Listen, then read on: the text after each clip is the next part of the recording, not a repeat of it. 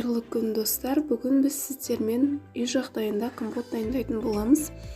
Ол үшін бізге керегі алма, ежевика или малина. Өздеріңіз қалаған фруктыдан жасасаңыздар болады. Мен осындай таппердің кувшинына салып, турап, үстіне қайнап тұрған ыстық судан құйдым.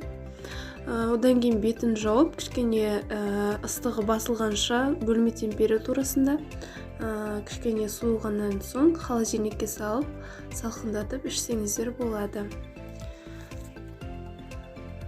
Тіркеліп, лайк басып, комментарий қалдыруды ұмытпаңыздар. Ұнап жатса, арнамда басқа да рецепттер бар. Кіріп, қарап көріңіздер.